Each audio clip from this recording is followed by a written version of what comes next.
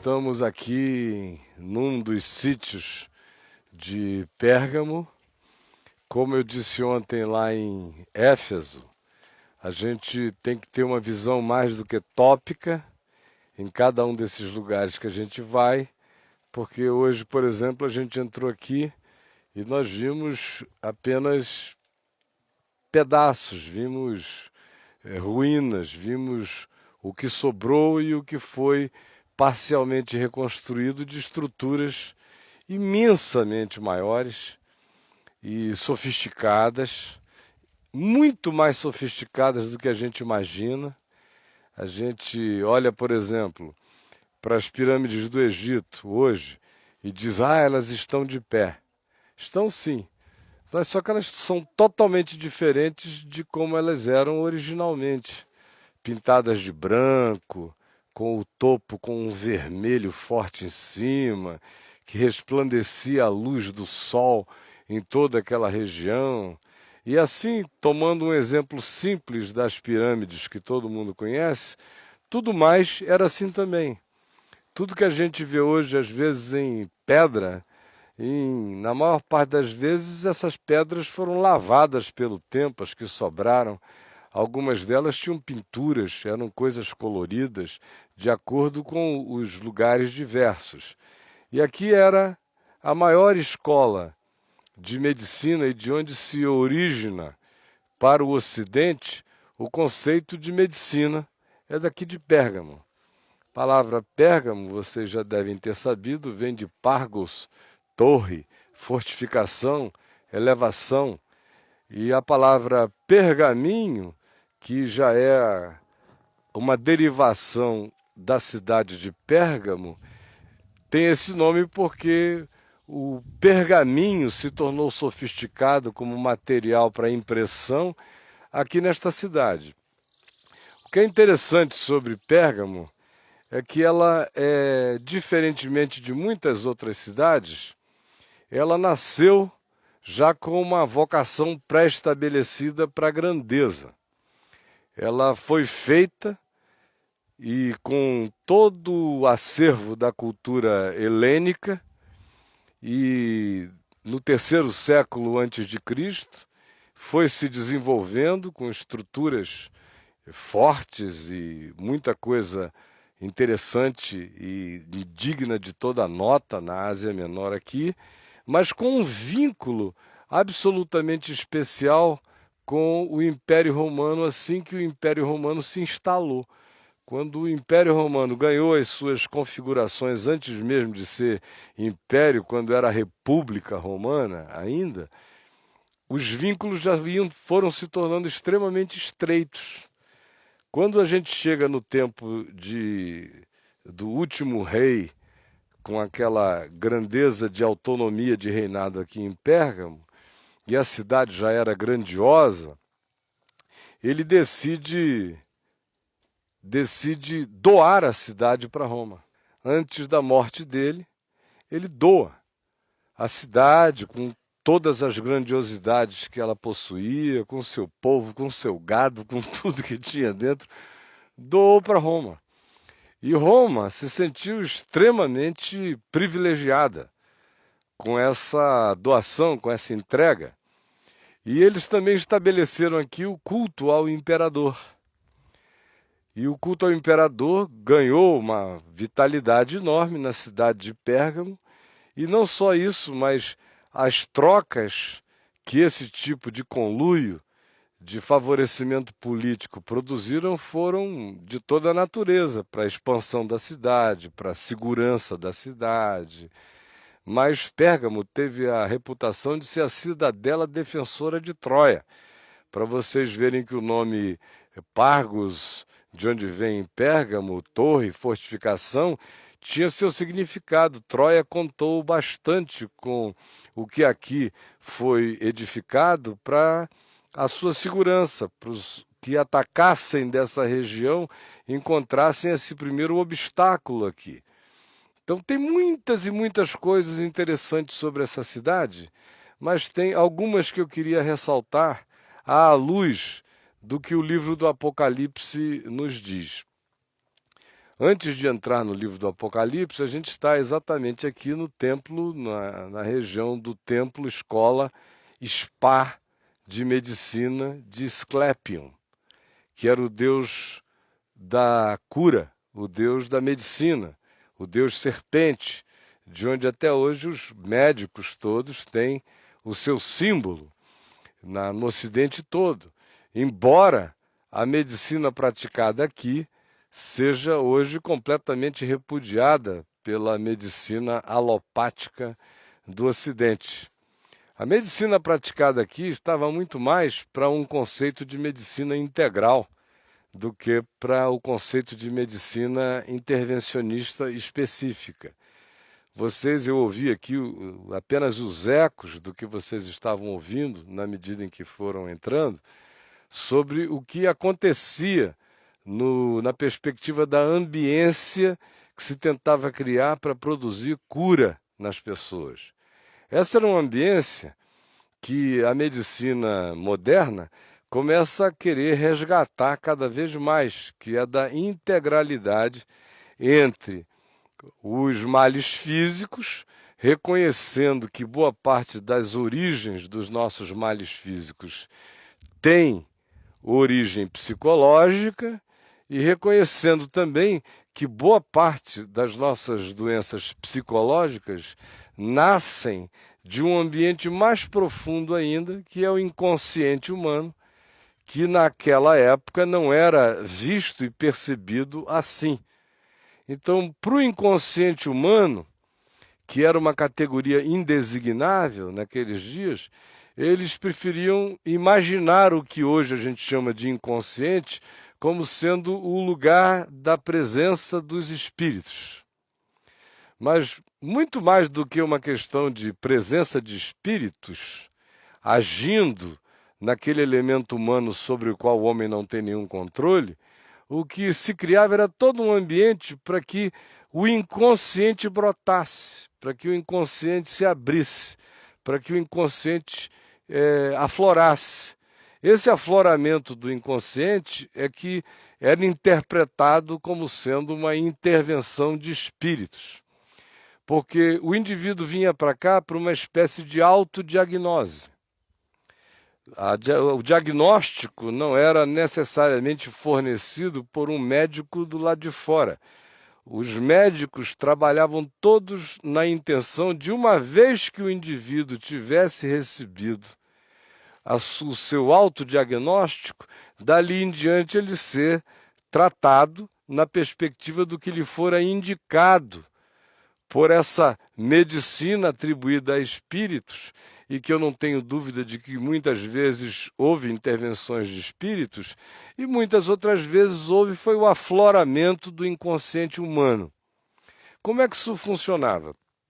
Vocês viram aí, tudo preparado hoje, apenas os restos de algo que foi grandioso, foi limpo, foi totalmente adequado para receber pessoas, e o indivíduo vinha gente de todas as regiões da Ásia Menor, vinha gente até de Roma e de regiões distantes da Grécia. Se diz que alguns imperadores romanos se serviram de médicos aqui da região para que o assistissem na corte, tanto quanto médicos que trabalhavam para o imperador foram enviados para cá para passar longos períodos de aprendizado da medicina para praticá-la em favor do imperador.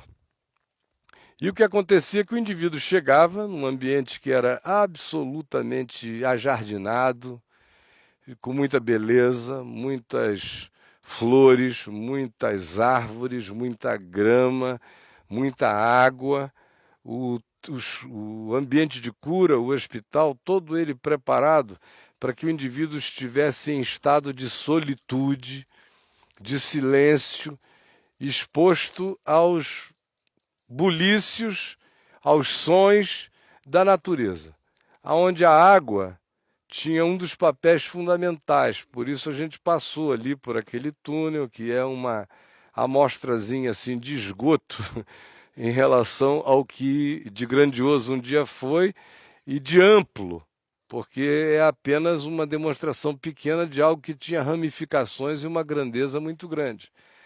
E o indivíduo era estimulado a viver, a morar, a acampar-se no templo de medicina integral, nesse hospital de perspectiva espiritual e médica.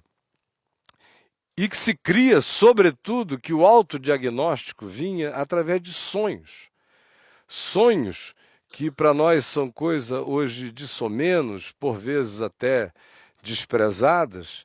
Na antiguidade, muito antes de Freud pensar em existir, a antiguidade inteira respeitou e reverenciou os sonhos imensamente. Não há nenhuma cultura antiga que não respeite os sonhos. As pessoas não sabiam definir a sua interioridade, mas sabiam que tinham. E os sonhos eram as melhores expressões de mediação entre o que eles chamavam de divindades e eles próprios. E a gente sabe que é uma mediação entre o inconsciente e o nosso consciente. O indivíduo era aqui posto, estimulado a dormir com toda a ambiência propícia ao sono. O murmurejo das águas, o canto dos pássaros, a natureza abundante, os sons produzidos no templo de indução a um estado de relaxamento, incensos em outros lugares. E o indivíduo era assim posto nesse estado e induzido sem hipnose, mas pela ambiência, dormia. E nesse sonho se dizia a ele que a divindade ou que um espírito iria dizer a ele qual era a doença dele. Daí o autodiagnóstico. Porque esse ente, ou simplesmente o fenômeno do inconsciente, pela mediação do sonho, iria contar para ele qual era a doença dele. Eu creio que é um mecanismo da graça de Deus para os seres humanos quando a gente dá algum tipo de atenção ao nosso próprio inconsciente. Foi assim que civilizações e civilizações foram curadas. Que gente sem nenhum tipo de atendimento ou forma de socorro médico se curou. Como é assim que nos interiores mais profundos, pessoas até hoje acordam dizendo: eu sonhei que eu devia misturar isso com isso e isso. Ele não sabe nem quais são os ingredientes químicos que tem naqueles materiais, mas se você for depois examiná-los, você vai ver que existe uma determinada lógica química em relação ao benefício que aquilo produzirá. Eu creio que o fenômeno prevalente aqui nessa escola de medicina, de psicologia psicossomática, era este. E o indivíduo, às vezes, acordava dali com aquele sonho: olha, come isto, aquilo outro, ou faz isto, aquilo outro, que você vai ser curado, ou recebe tais e tais aplicações que você será curado. E ele era o porta-voz para o médico do diagnóstico que ele tinha recebido. E muita gente foi curada.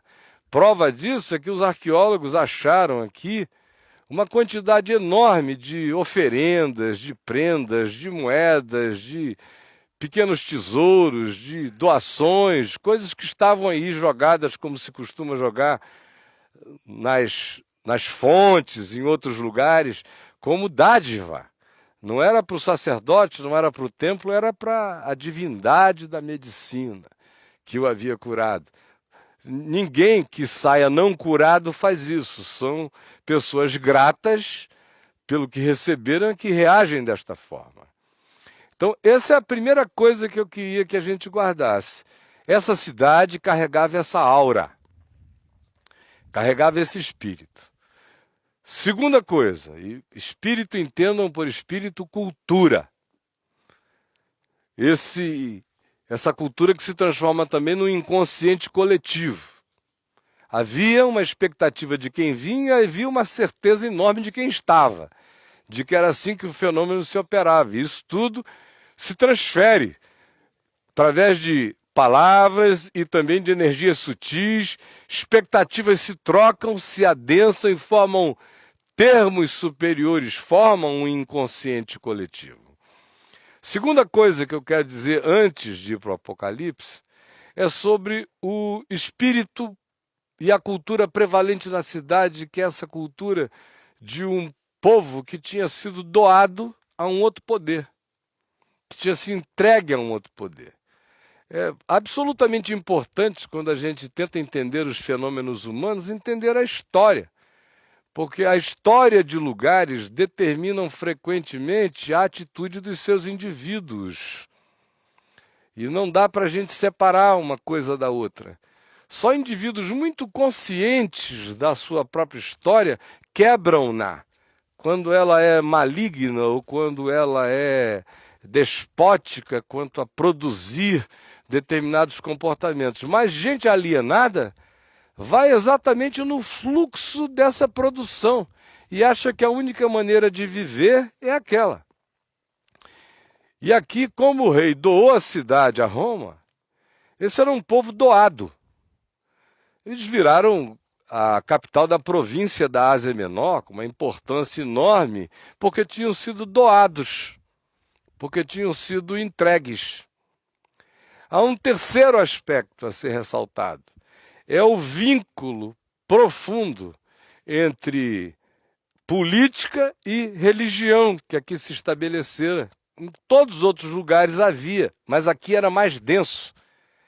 Era uma Brasília, isso aqui. Uma cidade construída com determinados tons de artificialidade, com um recurso que tinha sido empregado para se fazer rápido uma coisa grande, forte, poderosa, imensa, uma cidadela mesmo de proteção, e depois ele ainda é doado a um poder maior. Há no lugar toda essa ambiência de natureza de medicina esotérica, vamos assim dizer, e os sacerdotes abençoando e fazendo e trazendo os cultos ao imperador.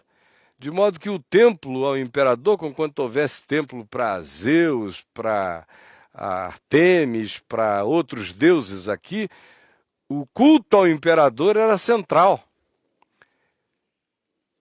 Isso dito, a gente fica com um pouco mais de chance de entender agora a leitura do Apocalipse, certo? Eu teria outras coisas a dizer, mas leiam aquele meu livro lá, Apocalipse das Igrejas, para a gente não se alongar demais. A gente esteve em Éfeso, onde tudo era ortodoxo e faltava amor. Aqui em Pérgamo havia amor, mas não havia um determinado caráter na definição do que fosse amor na experiência deles. Se diz assim no capítulo 2, verso 12, ao anjo da igreja em Pérgamo. O anjo, como eu disse ontem, é essa figura midiática. No caso aquele, hoje aqui eu estou sendo anjo para vocês, estou trazendo uma mensagem.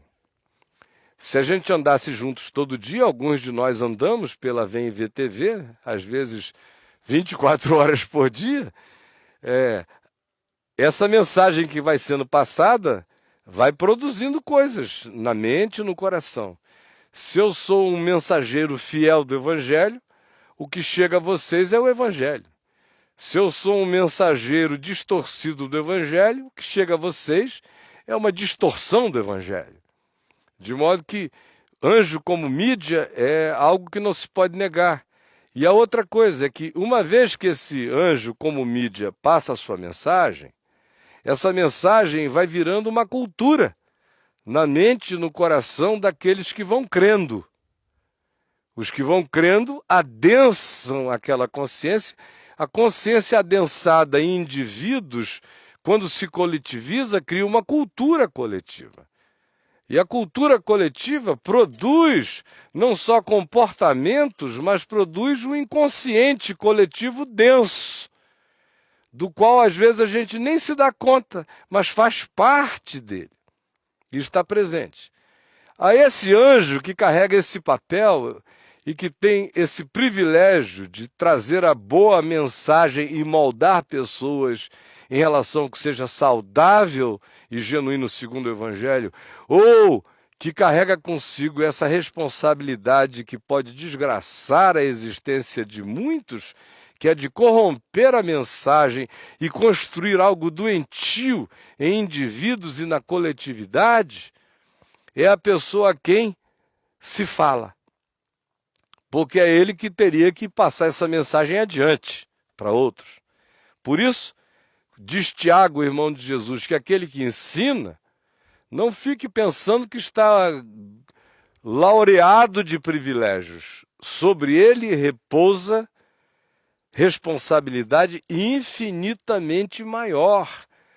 Ele está produzindo vida ou produzindo morte na mente das pessoas, saúde ou doença. Ao anjo da igreja em Pérgamo escreve: estas coisas diz aquele que tem a espada afiada de 2 gumes. É a apresentação de Jesus à igreja de uma cidade que não estava a fim de ter conflito com nenhum poder superior desde que se doara a Roma. Ele chega e se apresenta como sendo aquele que não veio para fazer barganhas nem para fazer médias. Que a palavra dele corta em todas as direções e em todas as perspectivas, e quando entra e também quando sai. É isso que de cara ele deixa logo definido para eles. Conheço o lugar em que tu habitas. Eu acho isso assim tão generoso. E Jesus diz isso diversas vezes aqui nessas cartas. Eu sei,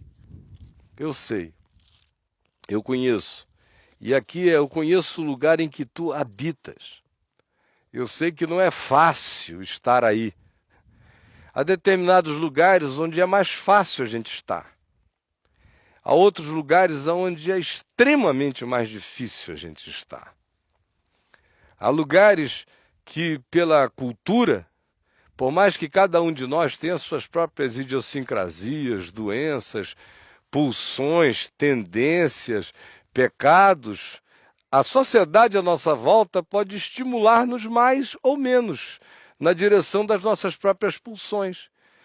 Onde você tem uma sociedade harmônica ou uma família tranquila, com funcionalidade mínima, e você habita um ambiente de funcionalidades médias saudáveis, mesmo o indivíduo destemperado ou com pulsões e idiosincrasias brotando dentro dele, a tendência é que essa ambiência dê a ele uma conformação de uma tranquilidade que ele não teria se mudasse para Ibiza, por exemplo, na Espanha, onde você vê um cara andando de cueca na rua com uma coleirinha e um outro puxando ele.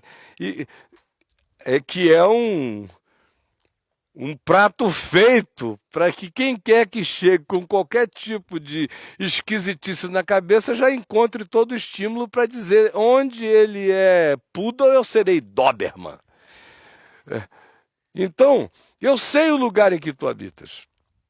Porque os lugares não têm só cultura, como a gente viu ontem. E não tem só carne e sangue de expressões de indivíduos. A nossa luta não é contra a carne, nem contra sangue, mas contra principados e potestades, contra os dominadores deste mundo tenebroso, contra as forças pneumáticas ou espirituais do mal nas regiões invisíveis. Então, para além de tudo que a gente vê, que a gente discerne como fenômeno, existem camadas espirituais que se alimentam desses fenômenos. Conforme um dia a Adriana me disse de maneira ilustrativamente simples e precisa, algo sobre o que eu já tinha escrito livros. Aquele meu livro Batalha Espiritual, metade dele é sobre isso. Uma quantidade enorme de palestras que eu fiz na década de 80, de 90, sobre esse assunto, congressos da Vinde sobre esse tema. E um dia, conversando com ela sobre isso, ela disse: é verdade, a serpente recebeu essa maldição de ter que comer o pó da terra, a produção dos humanos, não é? E é o que acontece no mundo espiritual. Deus estabeleceu limites para essas camadas espirituais. Se não tivesse estabelecido limites, nós não estávamos mais aqui. A vontade estuprante, a vontade invasora, invasiva, a vontade marionetadora, controladora deles, já teria nos enlouquecido a todos de vez. Mas é porque existem certos limites que a sociedade e a humanidade ainda encontram um mínimo de viabilidade, as nossas mentes também de autodeterminação. Esse mundo espiritual se alimenta da cultura. Eu ando, é o pó da terra que alimenta, é a produção dos humanos, do movimento humano que alimenta esses entes, porque a limitação deles é terem que usar o que eu sirva. Uma vez que eu ofereço isso, eles processam e eles devolvem a mesma coisa, de maneira amplificada, hipertrofiada, hiperbolizada, aumentada, mas devolvem com a mesma configuração crescida para nós. E o processo se retroalimenta. E Jesus diz: eu conheço o lugar em que tu habitas, aonde está o trono de Satanás. É como o culto ao imperador é chamado, de o trono de Satanás, aonde política e religião se fundiam, e aonde tudo mais corroborava naquela direção. E ele diz: eu sei que é difícil viver aí aonde vocês vivem. Não é fácil. E sei também que, apesar disso, tu conservas o meu nome. A palavra conserva é interessante, porque viver num ambiente desse nem sempre dá para o indivíduo ser explicitamente intrépido, gritante. Tudo é o contrário. A vantagem e a vitória já é conservar. Já é não se perder, já é não se corromper, já é não se miscuir, já é não se promiscuir na consciência. Ele diz: eu sei que é tão difícil, mas sei que tu conservas o meu nome. Por nome, entenda o conceito, o evangelho, a palavra. Não é J-E-S-U-S, não. Não é neopentecostal o negócio. O nome de Jesus no Novo Testamento significa a pessoa de Jesus, e a pessoa de Jesus é o evangelho que ele ensinou, e o evangelho define o caráter da pessoa que ele é. Eu sei que tu conservas, apesar de tudo, o meu nome, e não negaste a minha fé. Eu também gosto de Jesus falando da fé que a gente tem nele como a minha fé. Porque existem fé que são fezes, né? Mas ele está falando da minha fé, do evangelho. Vocês mantiveram a integralidade, a inteireza e a integridade de conservarem a fé original. Muitos de vocês. E ainda nos dias de Antipas, minha testemunha, meu fiel, o qual foi morto entre vós, onde Satanás habita. E aqui tem 3 coisas a serem ressaltadas. Primeiro é que eles mantiveram-se firmes, mesmo nos dias em que o irmão Antipas foi morto.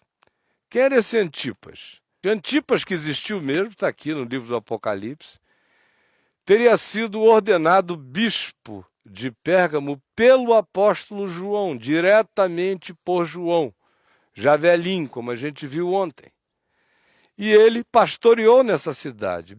Antipas foi morto, sabem como, minha gente? Cozido dentro de um boi de bronze. E que ele não inaugurou essa era. Outras pessoas já tinham sido cozidas no boi de bronze. E colocavam um cara lá dentro, fogo ateado embaixo, e o boi de bronze tinha todos os mecanismos de amplificação dos gritos. tipo umas trombetas que faziam o som sair estridente, de modo que o calor ia subindo, a água ia fervendo, a pessoa ia sendo cozinhada, e todo mundo à volta ouvia de maneira amplificada o grito, os uivos, os gemidos, as dores, tudo quanto uma situação dessa possa produzir. E imaginem o pânico que isso causava naqueles que se identificavam com a mesma fé. Era para um bocado de gente, se fosse hoje, a gente dizendo, olha, bye bye planeta Terra. Fui, sabe, servirei a Deus no Facebook. Mas não quero mais ser identificado com nada, nem com ninguém. Nada de botar a cara para fora, nada de fazer declarações. No máximo, algo subliminar demais. Eu vou pregar agora com criptogramas. Mas nunca mais. Jesus diz, eu vi que mesmo quando Antipas estava fervendo no touro de bronze, vocês não negaram a minha fé e permaneceram firmes. Eu vi. A outra coisa que é relevante para nós, na simples leitura disso aqui, é que ele chama Antipas de minha testemunha, meu fiel, o qual foi morto entre vós, onde Satanás habita. Porque Satanás está em toda parte. Vocês me conhecem, vocês sabem que para mim nem tudo é Satanás, mas também sabem o suficiente das convicções que eu tenho no Evangelho, de que eu jamais seria idiota de pensar que Jesus está falando de um Satanás que seja uma energia, que seja apenas um espírito, a conjunção dos espíritos humanos em atitude adversa e contrária a alguma coisa boa. No Evangelho, Satanás existe. Existe sim. E Satanás é uma designação que se aplica a uma personalização de um anjo poderoso, caído, e uma miríade de outros da mesma natureza e que foram associando-se àquele espírito de antagonismo à existência humana por razões diversas que não vem aqui ao caso agora mencionar. Vocês não negaram a minha fé neste lugar onde Satanás habita. Significa que aqui era a casa do diabo? A casa do diabo está espalhada pelo mundo inteiro, mas Satanás tem muitas casas. E tem algumas que são verdadeiros tronos. Especialmente onde política e religião se ajuntam, Satanás faz a festa na alma humana. E se você ainda tiver uma ambiência espiritual de natureza mística, aberta para todas as coisas, onde o próprio inconsciente humano se confunde com vozes mediúnicas, com outras presenças, imaginem o caldo, imaginem a construção, imaginem a arquitetura do que havia aqui. E a dificuldade que era sustentar a fé nessa ambiência acerca da qual não se poupa dizendo é o trono de Satanás, é a casa dele. E é difícil viver aí. E aí se prossegue dizendo o seguinte, tenho todavia contra ti, veja que depois de dizer eu sei como é duro, mas não é porque o lugar é o trono de Satanás nem a casa de Satanás, que há concessões a serem feitas para a natureza do caráter de quem é de Deus. Se reconhece a dificuldade, mas não é por causa da dificuldade que se baixa a referência do significado do que seja evangelho. É duro viver aí, mas se é duro viver aí, vai ser impossível sobreviver para a vida eterna aí, a menos que vocês mantenham a integridade do evangelho no coração de vocês. Por isso, tenho contra ti algumas coisas. Pois que tens aí entre ti os que sustentam a doutrina de Balaão, o qual ensinava a Balaque a armar ciladas diante dos filhos de Israel para comerem comidas sacrificadas aos ídolos e praticarem a prostituição. Doutrina de Balaão. Lembram de quem foi Balaão? Lá em Números, no Velho Testamento, aquele cara que era um mago, bruxo, da Mesopotâmia, com poderes paranormais e com conexões de natureza mediúnica diversa, e que Balaque, rei de Moabe, quando a gente estiver em Israel, vocês vão ver Moabe, Balaque, rei de Moabe, contratou, mandou chamar o cara lá no Iraque de hoje. Atravessou o Iraque, beirada do Irã, entrou pela Síria, correu toda aquela região da Jordânia para chegar em Moabe, para amaldiçoar o povo de Israel. E vocês sabem que ele tentou 3 vezes, e toda vez que tentava começar a maldição, da sua boca saiu uma profecia de bênção em favor de Israel, a ponto de Balaque ficar furioso. Se eu te contratei para amaldiçoar, não para abençoar. E o Balaão, depois que viu a grandeza de que tinha algo superior abençoando aquele povo ao qual ele não conseguia amaldiçoar, ele disse: bom, não vou ficar aqui não, eu vou para lá. Aí ele desceu a montanha e foi para lá. Chegou lá com essa notícia: ó, gente, rapaz, vocês são inamaldiçoáveis. Eu nunca encontrei um povo em quem encosto não pega, mandinga não gruda. Vocês são os caras. E começou a espalhar isso.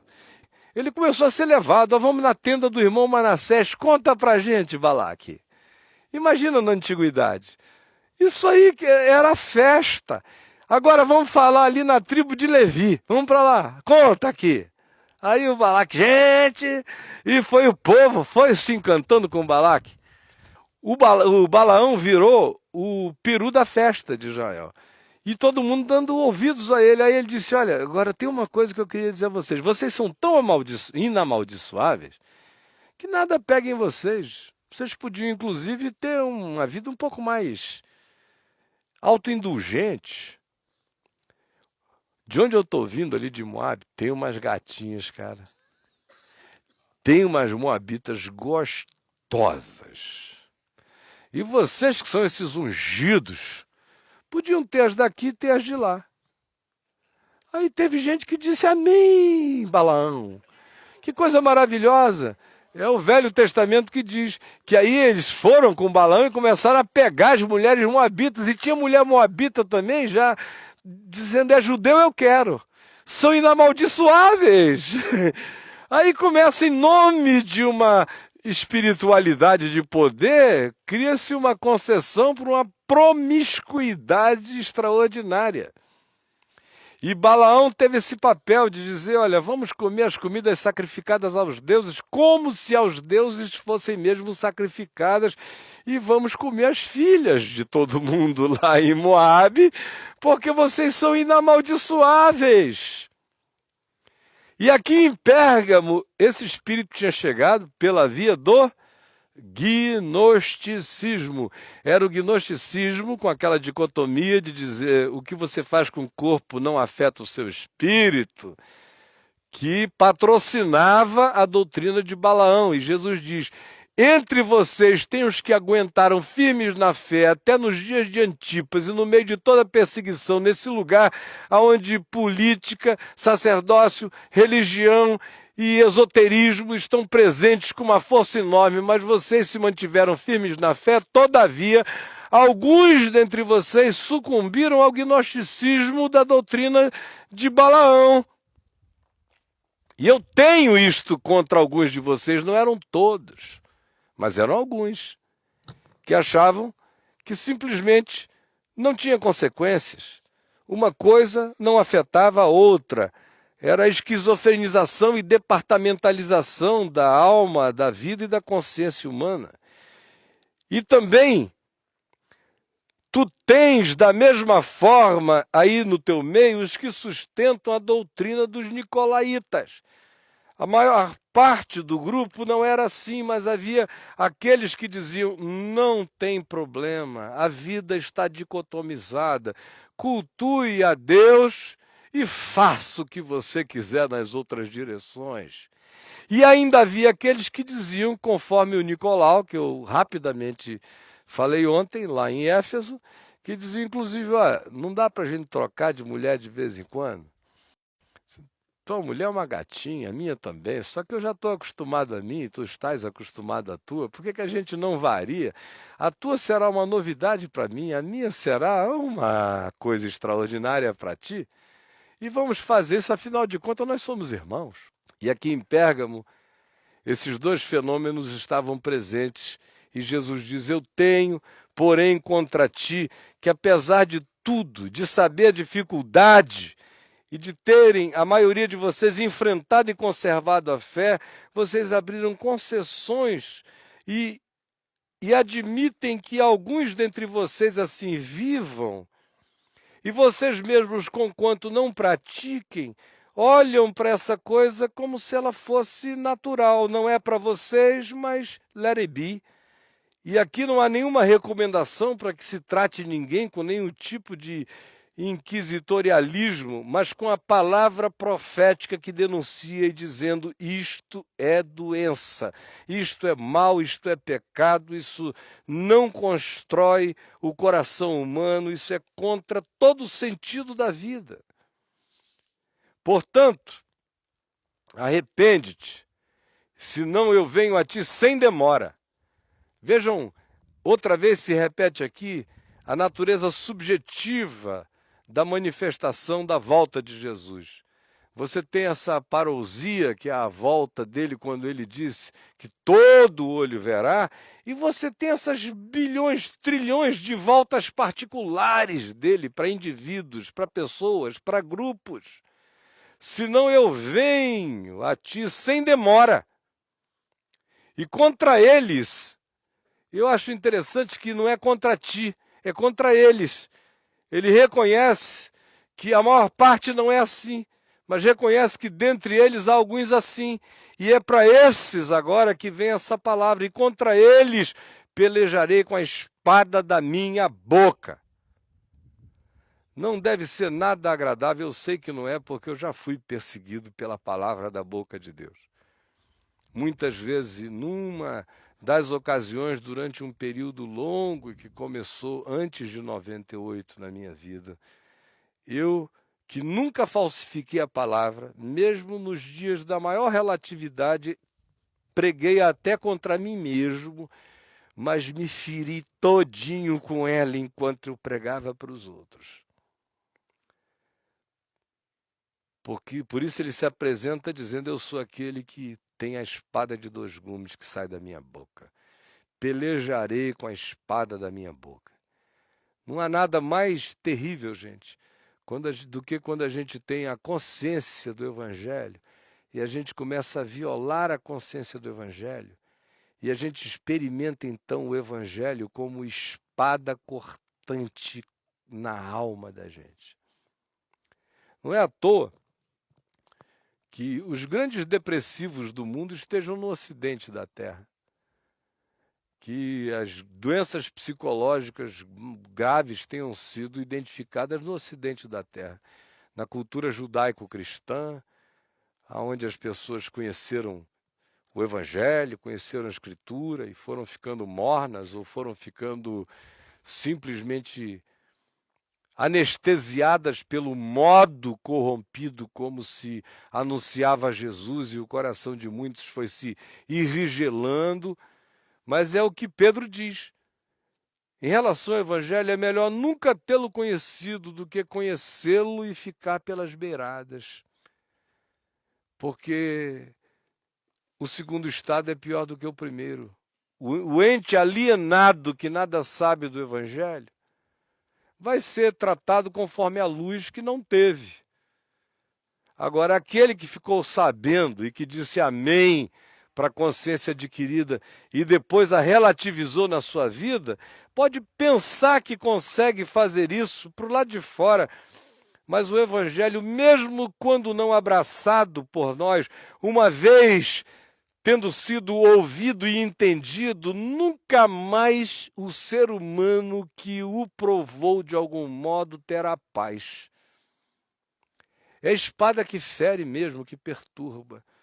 Não é à toa que Freud fosse judeu e Jung, filho de pastor protestante, com as angústias de uma sociedade igualmente angustiada por uma boa nova que não foi acolhida, mas que foi guardada no coração, num estado de contradição, lembrado o tempo todo o significado do que fosse vida, enquanto se deliberava viver contra a própria vida.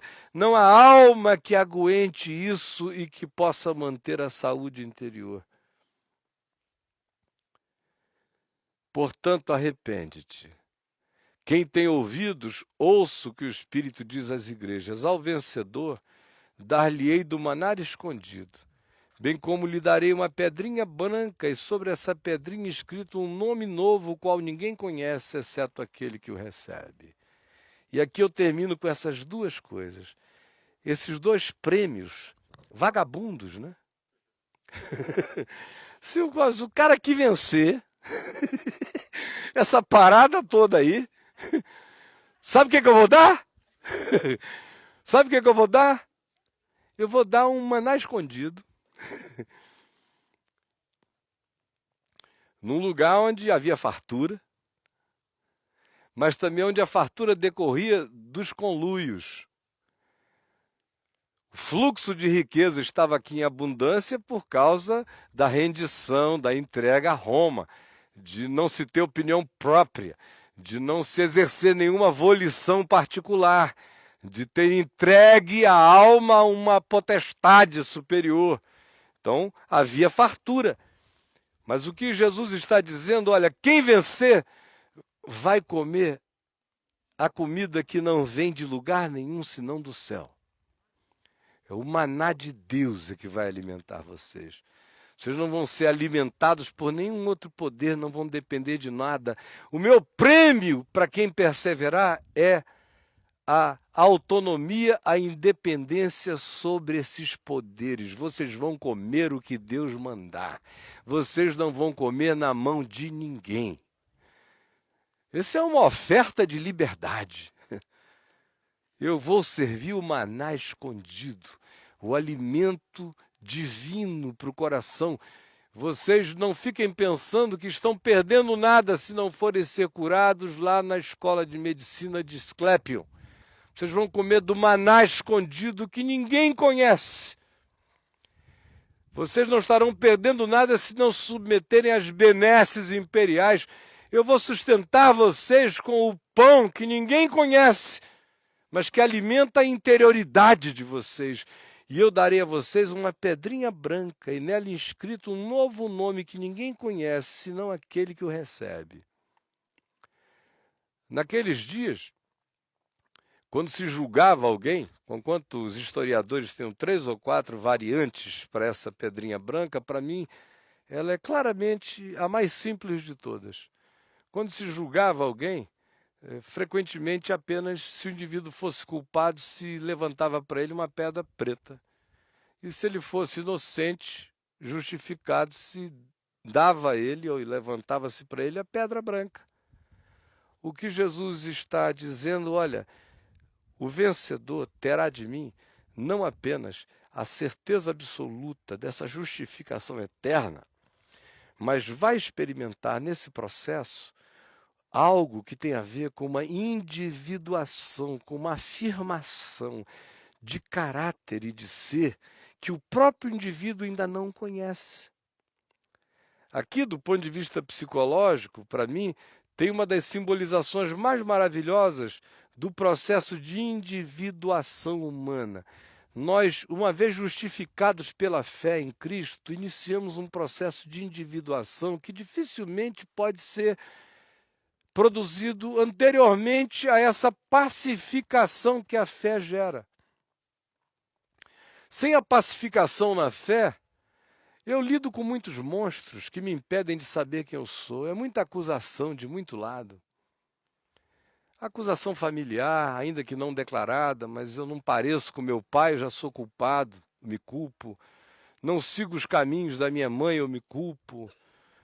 Não ando conforme as normas do conjunto imediato, eu me culpo e sou culpado e sou julgado.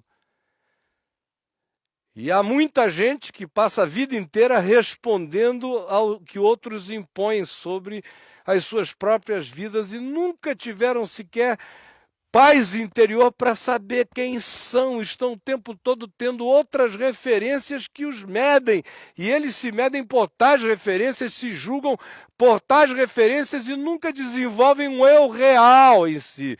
Eles são só alter egos, são só selfies produzidos pelas convenções e por aquilo que a ambiência estabelece.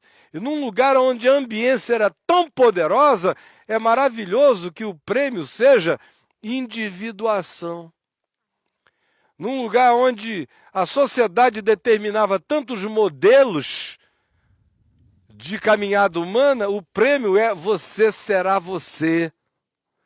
E mais, você vai se conhecer como você até hoje jamais se percebeu.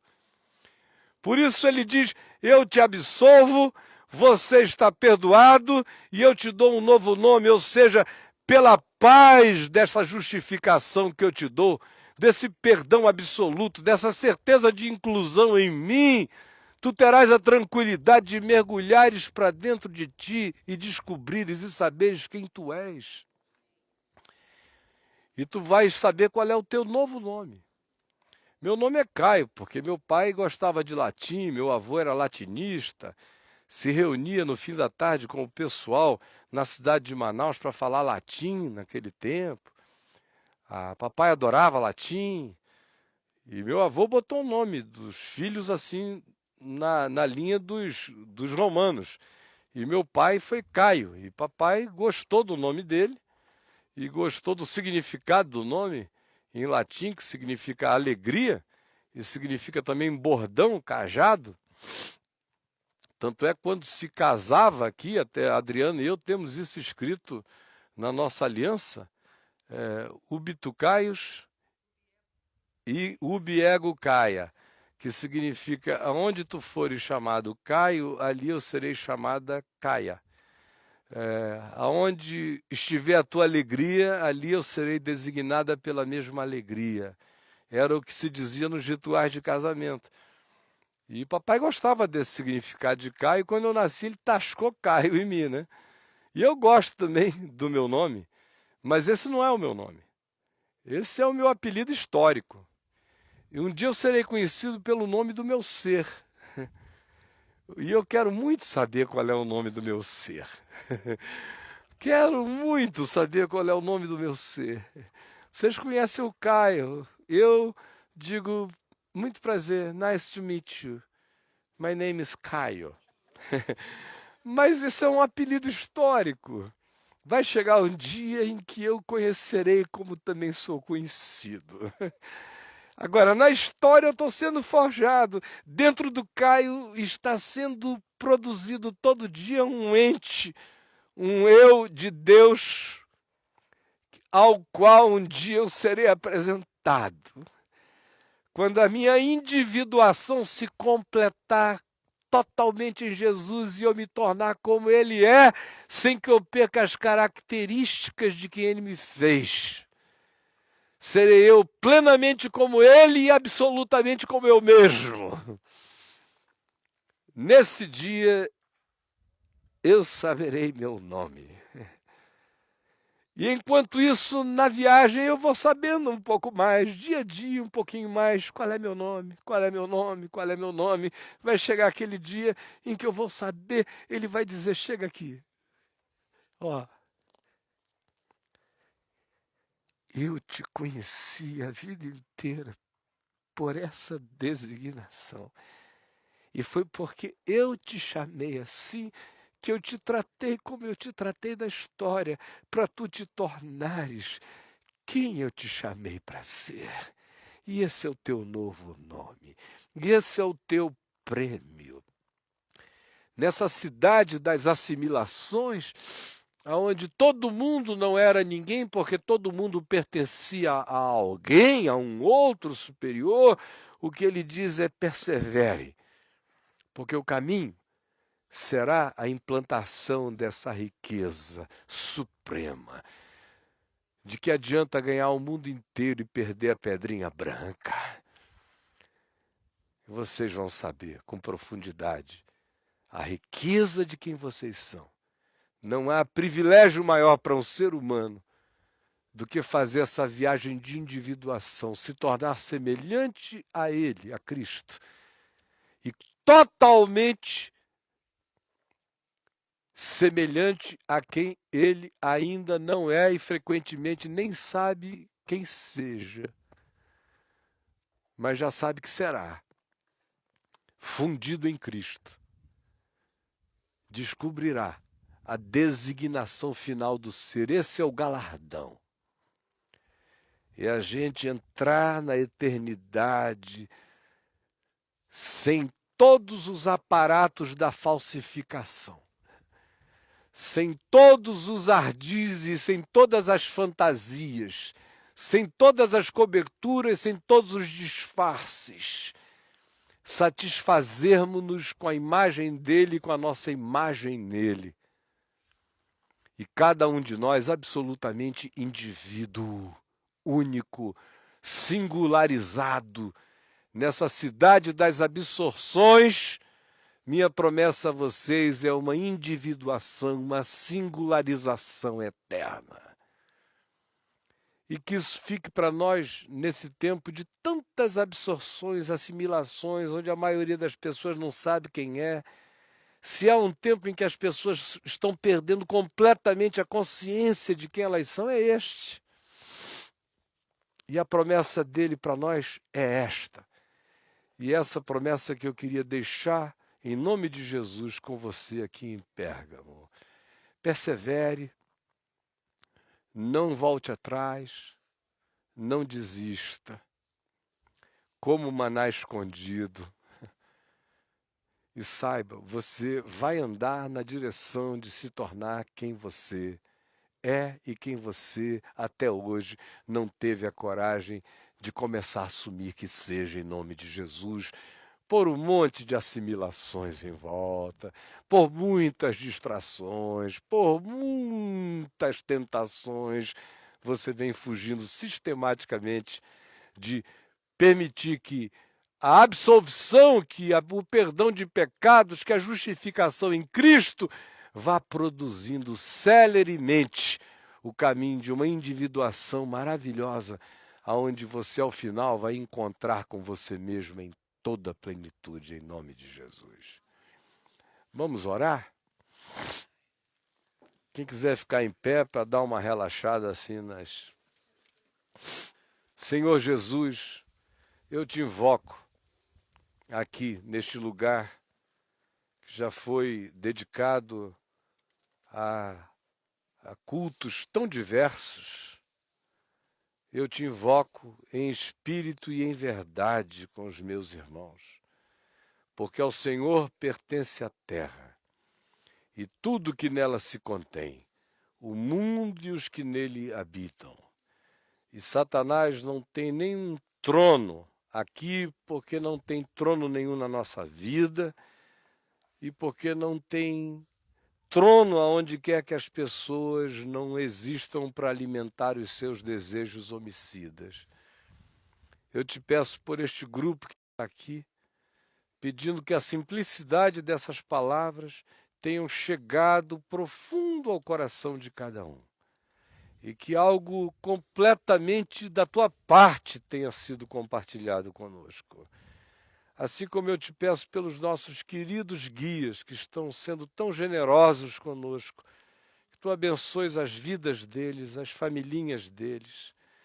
Assim como eu te rogo por essa cidade de Pérgamo, pedindo que tu abençoes esta população e que tu chovas graça sobre todos.